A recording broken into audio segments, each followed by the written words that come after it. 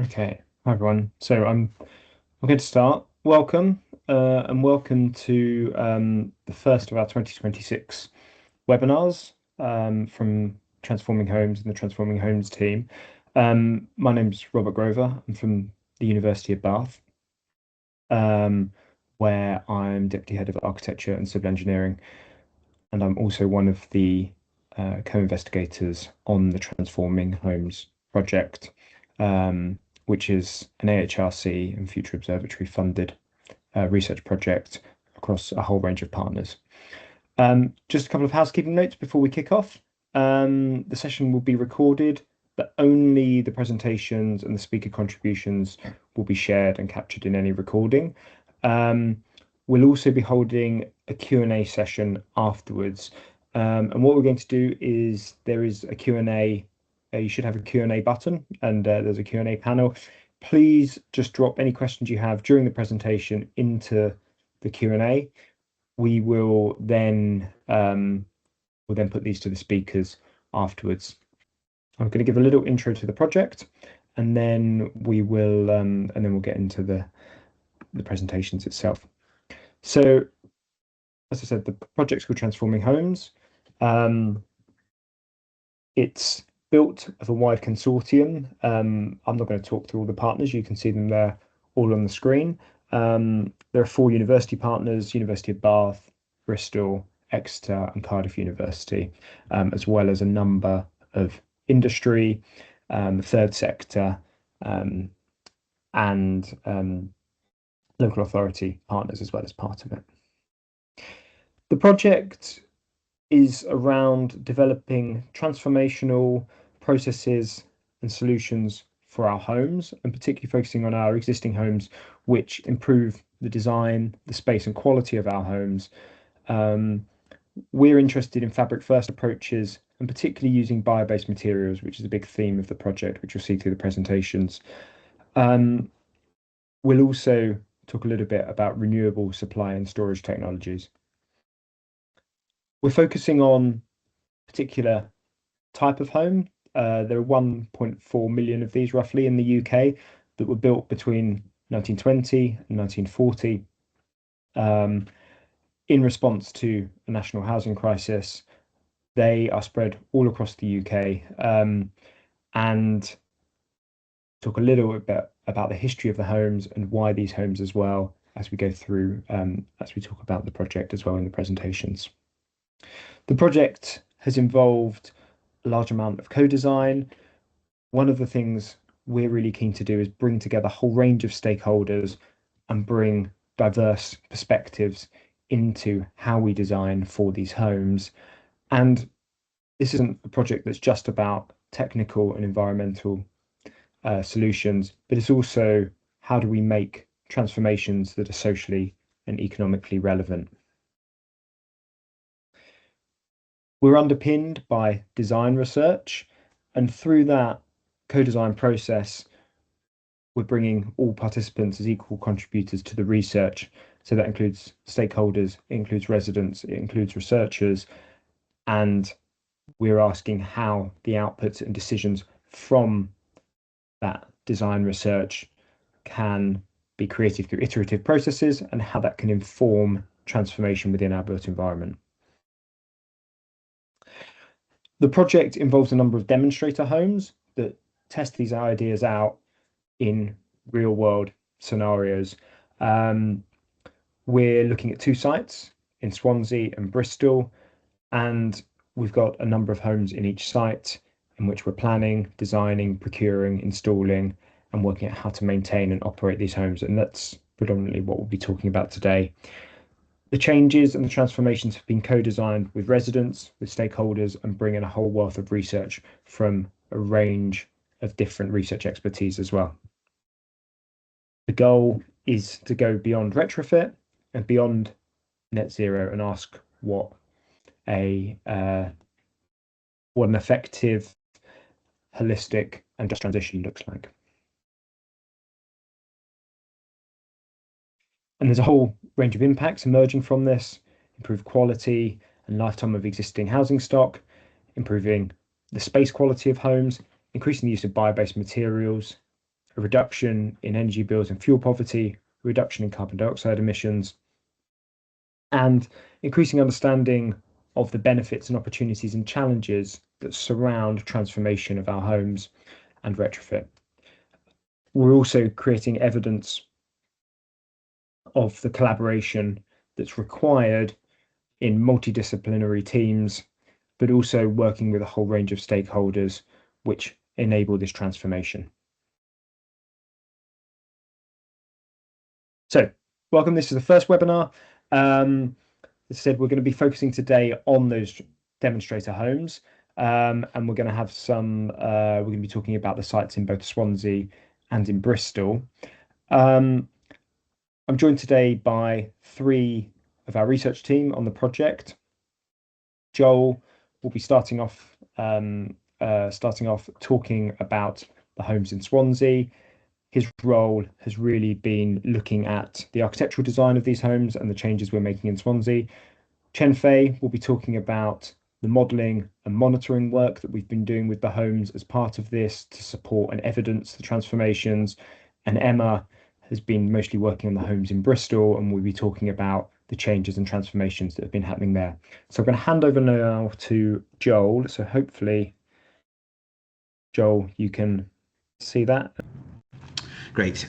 So the way we're going to talk for the next kind of 20-25 minutes is we're going to give a very brief introduction to the 2 demonstrator sites that we're working with, and then drill down in a little bit more detail into 3 aspects of the homes which are common between the sites in Bristol and the sites in Swansea. And the aim of focusing on those 3 really is for us to explain how the approaches that we've employed through the project, which Rob has just touched on, how they've been used in a bit more detail on these demonstration homes.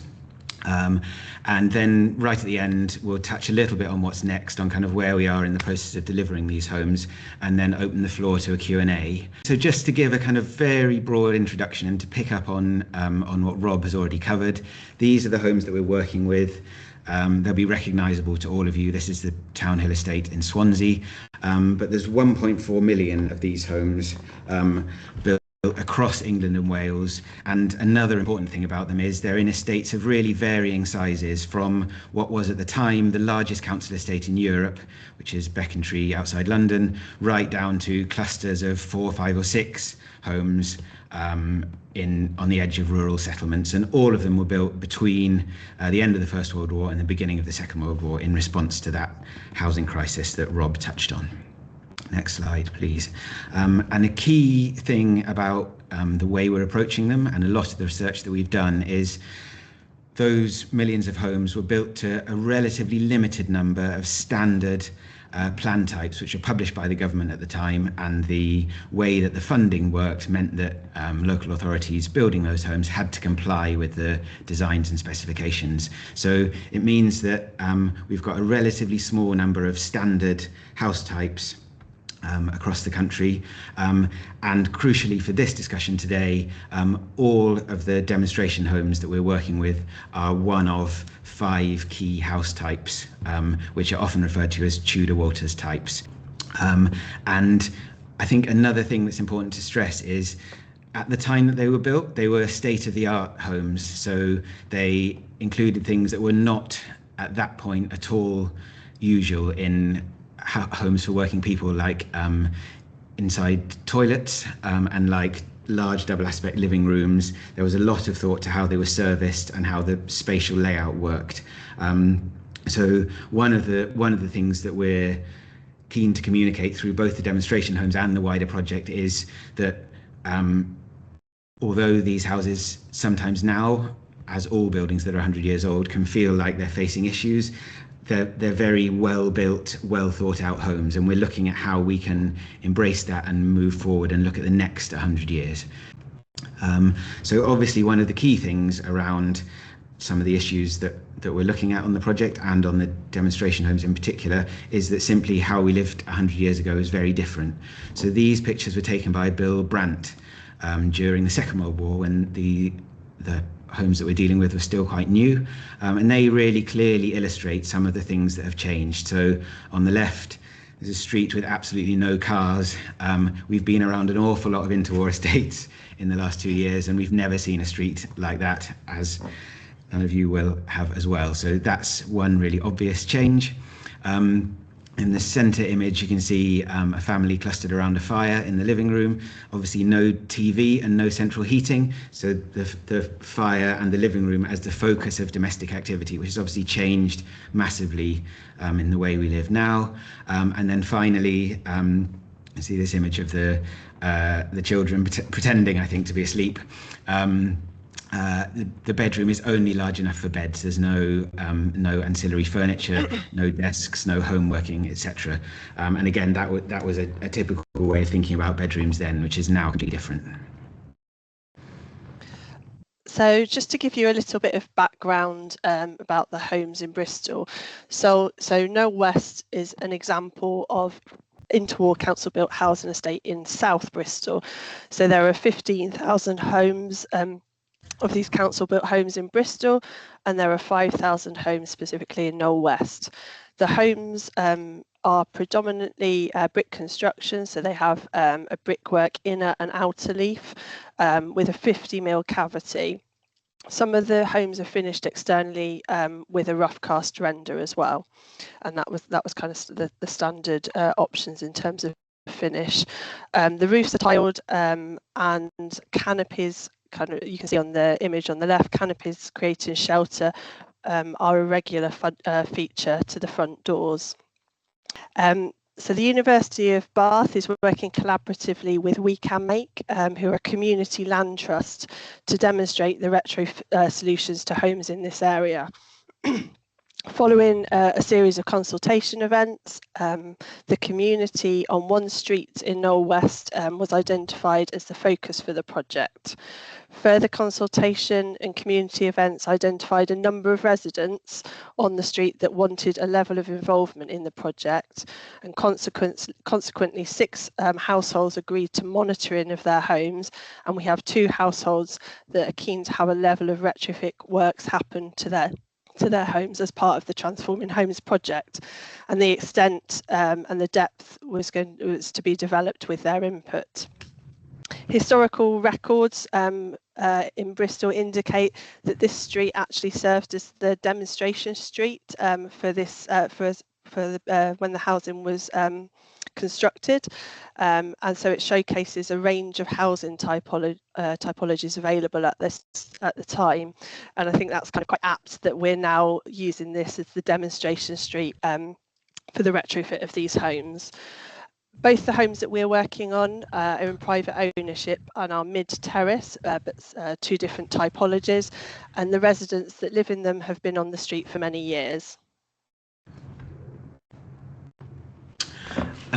Okay, so I'll now just run through a similar introduction to the homes in Town Hill. So the Town Hill estate is a really excellent example of an interwar estate on what was then the edge of Swansea. Many of you, I expect, on the call will know it, on top of quite a steep hill to the west of the middle of Swansea.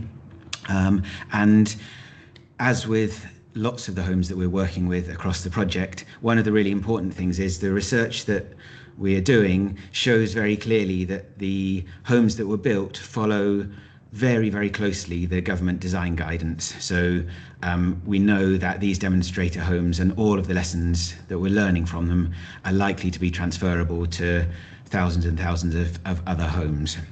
And yeah, our research is supporting all of that.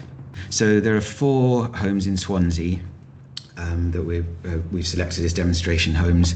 They were selected on the basis of being typical of both the estate and of interwar homes more generally, and on the basis that the residents were happy to be a part of the project.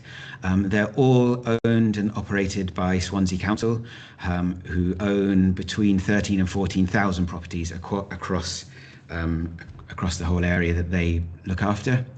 And the work is designed and delivered by the team at Swansea Council. So they have an in-house design team, and that's led day to day by the project surveyor Mark Robinson, and then delivered by their in-house contracting team. So that's the broad structure of how the work in Swansea will be delivered. And so a huge part of the demonstration projects is the community and their involvement from the outset, deciding how involved they want to be and working with us to develop an approach that the community ultimately support. So we've held co-design days alongside other community events, for example, street events that you can see on the images. We've had individual and shared sense making sessions to develop possible and preferred options and options, and sharing events also with the wider community as well. So not just focusing on the residents who are having works done to their home or who are having their homes monitoring. We're looking at speaking with the residents beyond, and so that wider community. As we develop the suitable retrofit solutions, we continue to co-design with residents. So it was important that we were open and transparent in our decision making and wanting to ensure everyone feels informed to allow them to be confident to contribute to this decision making.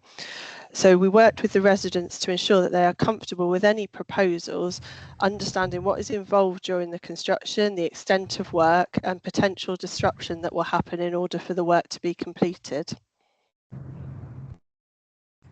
We have carried out a lot of monitoring to understand those homes thoroughly. This has included one-off measurements such as airtightness test, thermal imaging, as well as ongoing monitoring, including internal temperature and relative humidity. This monitoring allows us to understand the homes in detail and identifying the causes for issues that residents have often identified through their experience, such as why condensation, damp, and mold are occurring in their homes. All of the monitoring data helped us to create an accurate model for these homes. This allowed us to test and select the right measures to apply on those demo homes and communicate the likely benefits for the residents in terms of many aspects. This slide shows the benefits regarding energy, carbon, and cost saving for the planned works for the 4 Swansea homes. You can see that in most of the cases we are achieving significant reductions on these. However, you will note that the reductions vary across the 4 homes. This is because of the differences in scope of work which are being developed to meet the requirements of the residents. We're now going to cover 3 aspects of the homes which occur in both Bristol and Swansea, so that we can talk in a little bit more detail about the approach we've taken and the resulting proposals. First, we'll cover the dropped eaves or the skeeling detail, which is a common detail on all of the interwar homes we've worked with.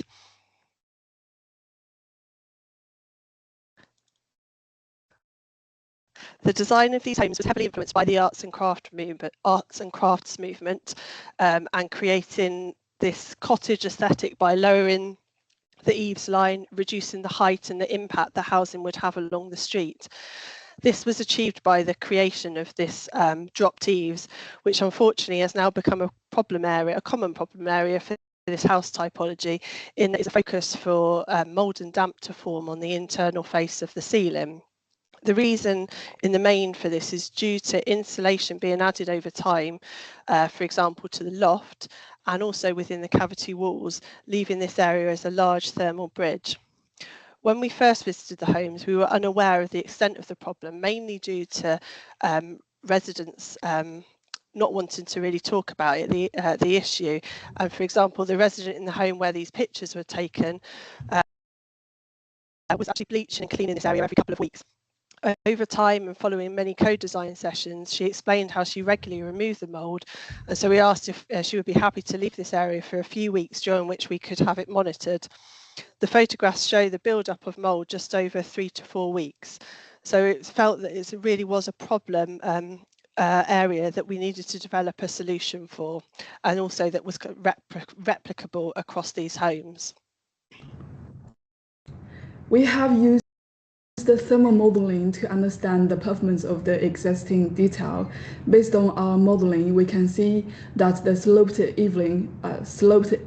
ceiling is significantly cooler than the ceiling and the walls, which causing condensation. Then we test the different bio-based insulation options to create an continuous insulation strategy and keep all internal surface warm. The selected solution involves applying wood fiber or hemp insulation between the rafters and wood fiber internally to the sloping ceiling, providing consistent insulation between walls and the loft.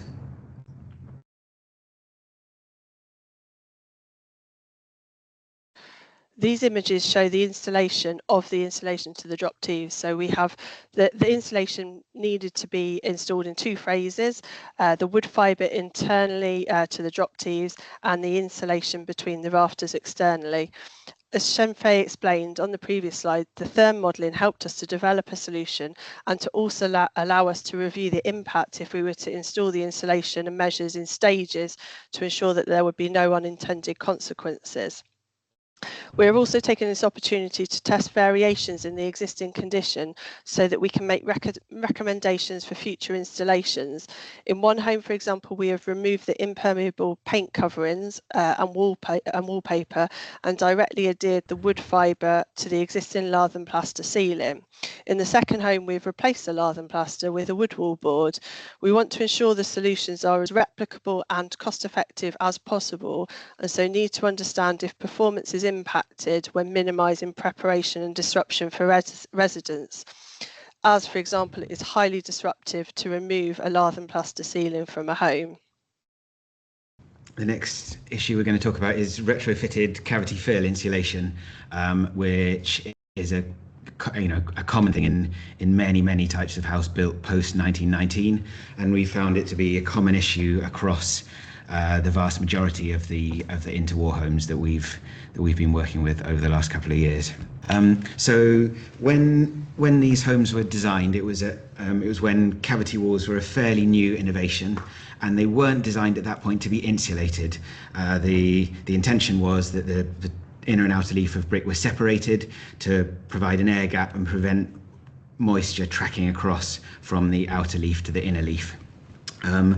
It's subsequently become very common for those cavities to have been filled to improve the thermal performance, and all of the cavities in the demonstration homes have been filled. So it's been an issue that we've had to deal with in a number of different ways and develop a number of different solutions. We're not going to go into a huge amount of detail on the individual materials, but we're going to talk a little bit about the solutions, which are principally for a blown mineral wool product and a injected polyurethane foam.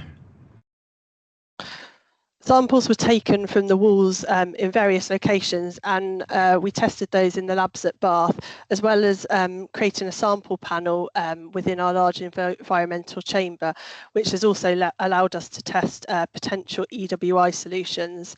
The monitoring and testing of the wall samples indicated inconsistencies in the installation and location of the cavity wall insulation to the properties. Failure in fabric, in particular cracking of the render, was causing water ingress, resulting in high moisture readings in the inner and outer brickwork leaves and insulation in the 50mm cavity. This has contributed to damp, mould and cold spots on the internal faces of the walls. U-value readings also showed us that these variations in the cavity wall insulation and moisture in the walls resulted in a loss in thermal performance. We needed to complete further modelling to decide whether to leave the cavity wall insulation in situ or whether to remove it in preparation for the install of an EWI system. During the early stages of design, we were considering either a cork or a wood fibre EWI system, and so these are the two that we wanted to investigate further. So a number of scenarios were modelled in WFI using the data collected on site to understand if the walls are dry. The graph will show that how the moisture content on the outer brickwork leaf will change over time under different conditions. For the purposes of the modelling, we used a brick with a starting moisture content of 12%, a reading taken from a number of the homes. You can see that the starting point is a moisture content of 12% for the WFI modelling. So we've modelled the existing condition with the cavity wall insulation in place and removing the cavity wall insulation, and it shows you whilst there's peaks and troughs due to the kind of seasonal changes, ultimately the wall will take a very long time to dry out, even if you remove the cavity wall insulation. But the modelling also showed us that cork would not be a suitable solution if we kept the cavity wall insulation in place, as it would take a number of years for the wall to dry out. On the other hand, using the wood fibre EWI system that includes a lime render finish would allow the wall to dry out within approximately a year and would not require the removal of the cavity wall insulation. The work to install the wood fibre EWI system is due to start in a couple of months' time, and currently we're setting up our monitoring systems in the home that will allow us to track the moisture within the walls over the next 12 months. So we can review against what actually happens against the WFI modelling that we've completed. And this involves basically planting a number of moisture sensors within the wall build-up. We also used energy modeling to help us understand the energy saving possibilities from different bio-based wall insulation solutions. The designed solution we tested including both removing and returning the existing cavity wall felts, and with additional external wall insulation at different thicknesses, or with rain screen cladding. The results from this research were discussed in detail with Swansea Council and informed the selection of an option that balanced between the energy saving and the practical limitations on site. Now we've developed the proposals, we're setting up training days for both site teams so that they can learn how to install the bio-based insulation systems. To ensure the transferability across tenure, we are also proposing to complete the EWI works using a delivery approach that will allow us to lodge the measure on Trustmark. The reason for doing this, is that all government-funded retrofit work in England, and therefore all retrofit work on social housing, must be lodged on the Trustmark database. And so we are working with a contractor with Trustmark accreditation and who could also demonstrate experience installing EWI, ensure the work is completed in accordance with PAS, the system has a BBA or a KIWA certification, and an IBG can be provided at the end of the work for the installation. Speaking with Trustmark, we believe that if we lodge the wood fibre EWI system we are proposing on their database, it will be the first bio-based EWI system to do this. The aim that, along with the monitoring work we will be completing, is that we can demonstrate that using wood fibre EWI is a more appropriate and is a very real and possible solution for insulation in the social housing sector. In all the homes, a range of low-carbon technologies will be installed to further reduce energy use and carbon emissions. However, the space for these technologies is becoming a big issue, so we are looking at solutions to address this.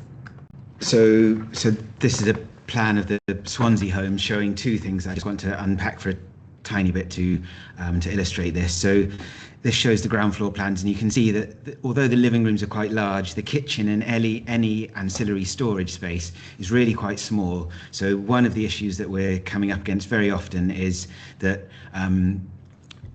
occupying any of that space becomes an issue for the residents, and some of the new low carbon technologies that we're looking at do require more space.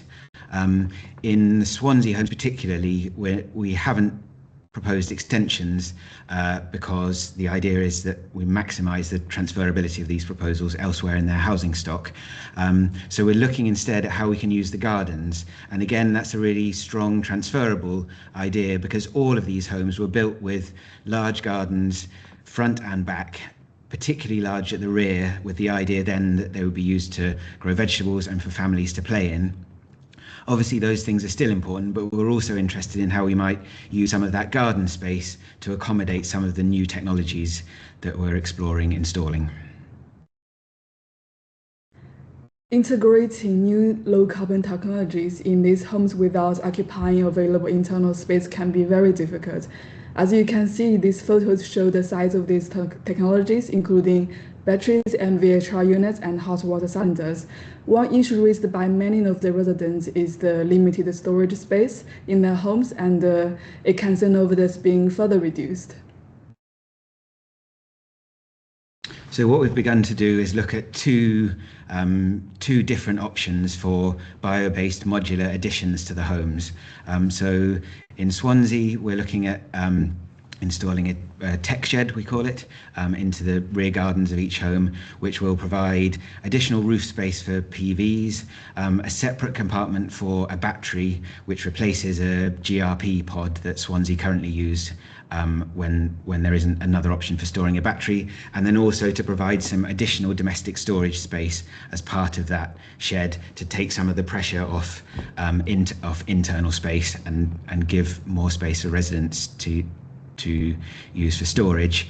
And then in Bristol, one of the ideas that's being explored, and both of these will feed into some of the more transferable work that we're doing, but one of the ideas in Bristol that's being explored is a modular bio-based porch that could be added on almost as part of an EWI install scheme and would provide space outside the external envelope for both servicing and domestic storage. And you can see here, this is some of the more detailed work we've been doing on the tech sheds, and we've been working with project partners, including Swansea Council and SO Modular, who are a timber frame manufacturer based in Neath, to look at how we can develop a design for these that works for the demonstration homes and also is deployable and transferable across wider aspects of Swansea's stock and other housing providers. So looking at how it can be broken down into panels or truss units that are easy to carry into the rear garden, and how it can be assembled with minimal impact in the garden and with minimal embodied carbon. Okay, I think that's it from us then. Just to mention that the work has already started in Bristol and will start in Swansea this autumn, and we are looking forward to seeing the proposals we've developed fully implemented and understanding how they improve the homes for the residents themselves. Back to you, Rob. Emma and John and Jennifer, you've been really involved in the delivery of the demonstrator homes.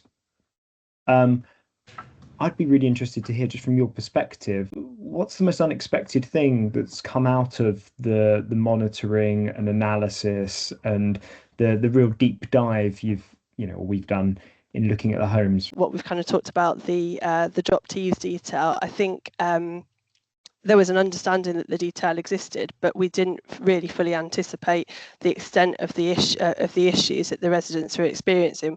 We've also held charrettes in other parts of the UK where residents also live in these homes, and it was kind of also the consensus across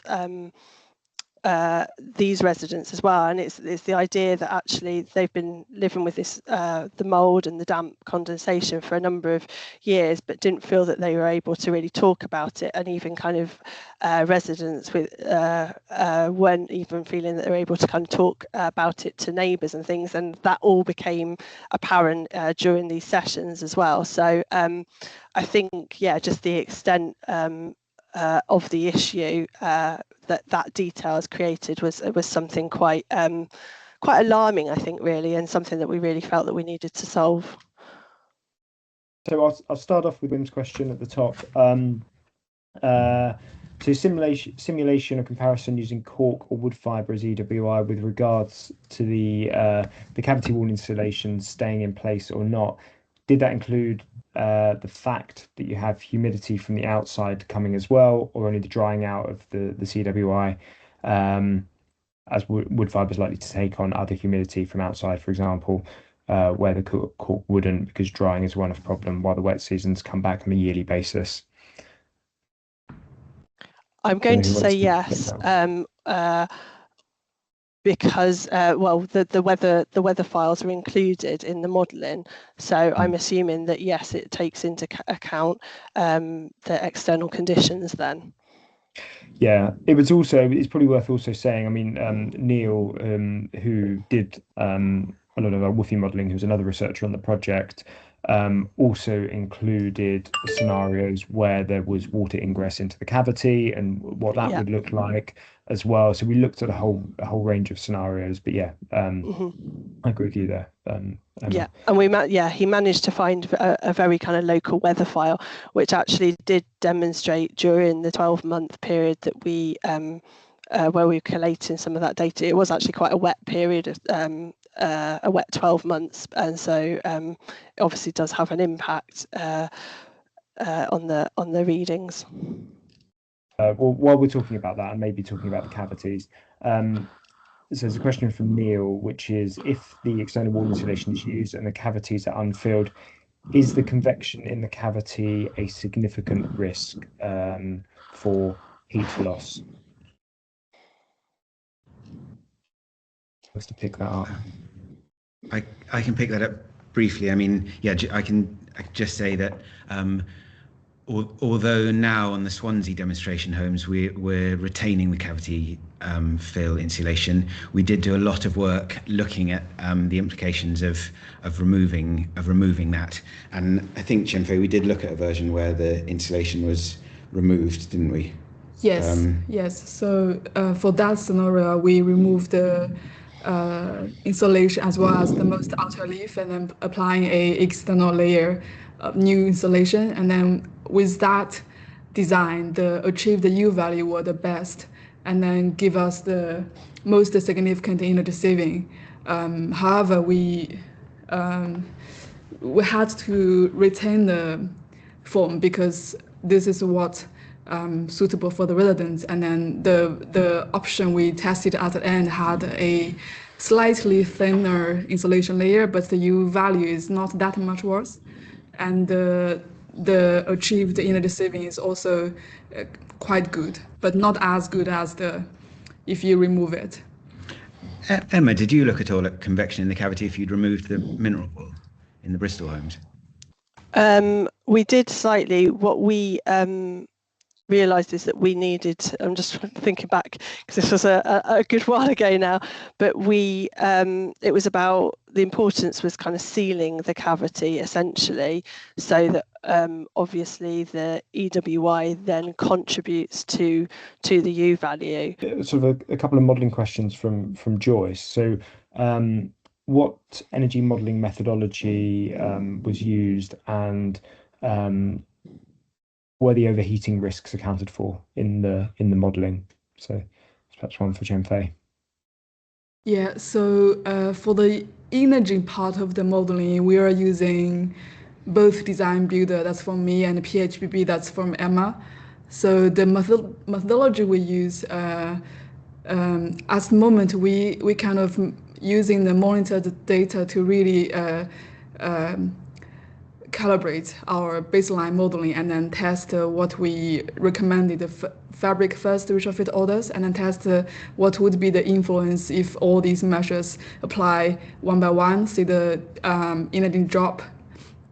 And overheating risk, that at the moment is partly considered, and it will be considered in more detail when the job is going on. So the part we consider at the moment is relevant about the window, because we are going to apply a much better performance of windows that actually help a bit with the overheating issue in summertime, because the existing ones have a very high solar heat gain coefficient factor that allow a lot of heat transferred from outdoor, the solar, to your house. So in summertime, that would causing overheating, but these new windows we're going to use, it allow less heat gain through the window, and therefore the overheating issue in summer should be softened compared with the previous ones. Right. I'm going to follow up. Joyce has a final question, which is slightly different, which is around any tips for engaging with the residents and persuading them to take the move to retrofit. Who are, I suppose, the other stakeholders in the engagement? I think the key with engaging the residents is, I kind of slightly touched on it earlier, but it's allowing residents to be as involved as they feel comfortable. And what we found is that perhaps some of the residents that initially want to look from a distance and kind of start to understand a little bit about retrofit, then actually become quite interested in the project and kind of develop more interest in retrofit and how this kind of might impact their homes in particular. So I think it's having that, first of all, having that flexibility to allow different levels of engagement, but also the flexibility that that may well change, and that you can't kind of, people don't stay in the kind of same camp as it were, as you kind of progress. And also there is an element, we're working on a street, and there are more people understanding what's happening on the street, because the residents themselves are then talking about the project and that to others, and we've got more interest from that respect. So those kind of larger events that we're holding, there's more and more kind of interest and kind of gaining momentum, I guess, within the local area. In terms of the other stakeholders as well, I kind of mentioned a big part of it for us in Bristol was working very closely with We Can Make, who they are a community land trust based in the area, but they have a huge, they've worked in the area for a huge number of years, so they have there's already that kind of level of trust, and people are very aware of their work and what they're doing for the community. And also, just kind of one other thing to say is that alongside the retrofit, again, they are doing other works within the community. So even if it's not necessarily bringing in the residents don't initially start talking to us about retrofit, they might be talking about another project. They then start to understand a little bit more about the retrofit projects and are kind of engaged in that way. I was just going to sort of add a quick addendum to really underscore, I think, the value of trust and working in communities with trusted organisations, whether they're councils or whether they're a community organisation like We Can Make. Yeah, absolutely. That's really been a critical part, I think, of the project. And without that level of trust, it really wouldn't be possible to have the level of engagement we've had from residents. And what has happened is, I think, both in Bristol and Swansea, it is a commitment for the residents. There's a lot of visits to homes, there's a lot of engagement in activities, there's monitoring, and building and having that trust has been a core part of how we've enabled the research and the process. But I think that can be learned from more widely across retrofit in general. Joel, I think you look like you want to come in. I mean, it's a really obvious point, but I think maybe just worth saying that I think frequent and regular communication is really, really important. And I think, we found, obviously with all building projects, there can be delays and hiccups along the way, but trying to communicate those as clearly as possible when they happen, and explain why things have happened, and try and involve residents in the process as much as possible. I think, I certainly think that's been important throughout the process on both Bristol and Swansea sites. There's a question just around our links to the National Retrofit Hub. So they're not and I'll just answer that sort of just very quickly. They're not a formal partner in the project, but they do know about the project. They've certainly visited us in Bristol, and we presented for them as well. And there's a relationship there. So we're not they're not formally a partner, but they have been involved and know of the project as well. I'm going to broach Elizabeth's question about Trustmark. Please, could you repeat the point, add to the point about registering with Trustmark? Is this for new forms of insulation? Basically, any government-funded retrofit work needs to be lodged on the Trustmark database. And so the idea behind Trustmark is that they are monitoring and the works that are happening and compliance, etc. So to lodge on Trustmark, you need to achieve certain requirements, both from the system that you're lodging and the installer fitting, basically installing the system. So any system needs to have either a BBA certificate or a KIWA certification, something similar to that for that specific system. You then need the installer to have a relevant experience in installing that product. So it might be that they have installer cards to if they have to kind of demonstrate that experience. They also need to be have Trustmark accreditation as a company, and there is a whole kind of, in order to achieve that, there are a number of kind of checklists, etc., that the contractor must comply with. And then ultimately, if you've got the contractor that can install, you've got the system that has the correct certification, you can then effectively go forwards to also obtaining insurance-backed guarantee. And Trustmark have a number of insurance companies that they require you to obtain those IBGs from. So the reason, as I kind of mentioned, the reason we did that is that any social work to social housing that is government funded has to be lodged on that system, on the Trustmark database. And so what we're trying to do is enable wood, fibre and bio-based materials essentially to lodge on that system, so that they are a kind of viable solution for councils going forwards. Right. I'm going to go to a couple of questions from Chris. They're not quite related, but perhaps they could be taken as a pair. So the first is, what were the before and after heat transfer coefficients in the homes? And I don't know, Chenfei, if you know those sort of off the top of your head. And the second one is, why does it matter how long it takes for the external brickwork to dry out? So we could maybe talk more generally around the drying of the cavity walls and the fill as well. So Chenfei, I'll come to you first. Yeah, so I wonder, Chris, if you're asking about the window heat for transfer coefficient. So we could probably pick it up on an Yeah. email. We could have a more detailed discussion on an email of that. Yeah. Okay, Very happy to cover that with you, Chris. And do you want to talk a little bit about the drying of the brickwork and and perhaps the cavity wall fill as well? I don't know if one of you want to touch on that.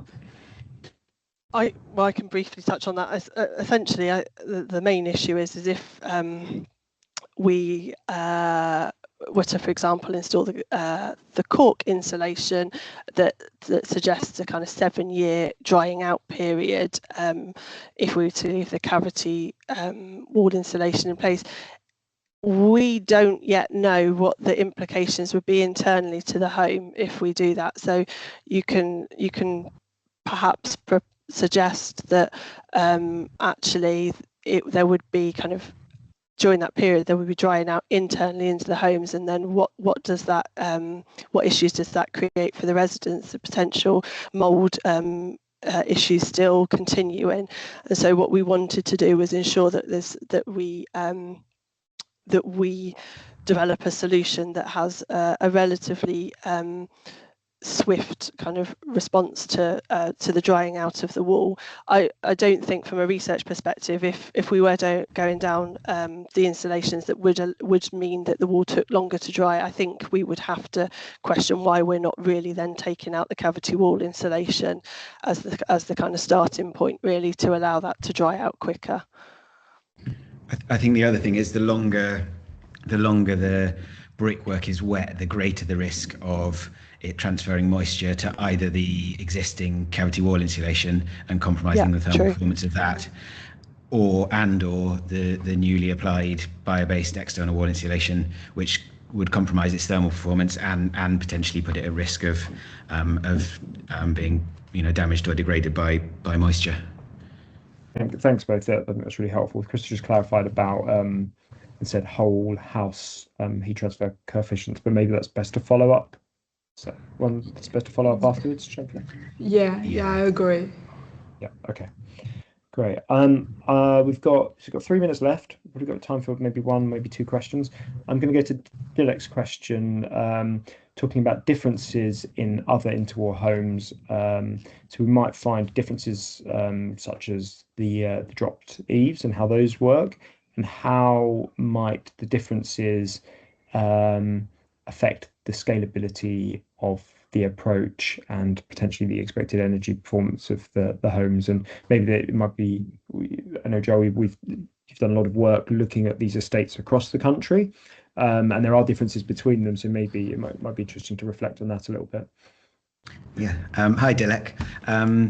I think maybe I can answer by giving a bit of a plug for another piece of work that we're doing on the project, which we're calling the Transforming Homes Design Catalogue. And the idea of that is that it consolidates a lot of the research and lessons learned from the demonstration homes and also from wider nationwide research. And I think the way that document will be structured is to look at common features and the range of performance improvements that are likely to be achieved by deploying a range of measures to those common features. So in that way, we'll be able to indicate the likely performance improvements as well as the likely spatial and quality of life improvements in a range rather than giving specific figures, and that will allow the transferable benefits of the kinds of approaches that we're talking about to be understood and then deployed on specific homes at a larger scale. I hope that answers your question. Feel free to expand if you would like. Great, and I think we're almost. I'm going to come. I've got one more from Joanna, who just asks how the research works relate to the current retrofit works happening at Bristol City Council, where the number of Bristol City Council properties currently in progress, funded by Homes England, mostly on 1950s homes, and is our work separate to this? And then how when will our projects be rolled out? So I can pick that up. So Bristol City Council are, if you can remember right at the start, Bristol City Council are a project partner on this project. So although we're working in Bristol, we're working on owner-occupied private homes. The intention is the work that we do on those homes, and this is partly why we've done a lot of work around investigating some of the challenges around PAS 2035 and Trustmark certification. That's partly why we've done that for these homes, to really examine how the work we're doing on private homes might apply to social housing, and Emma touched on that a little bit in the presentation. So it is separate to the work that Bristol City Council themselves are doing, but they are a partner, and the findings from this will be of value, and they're very much involved in the project in that way.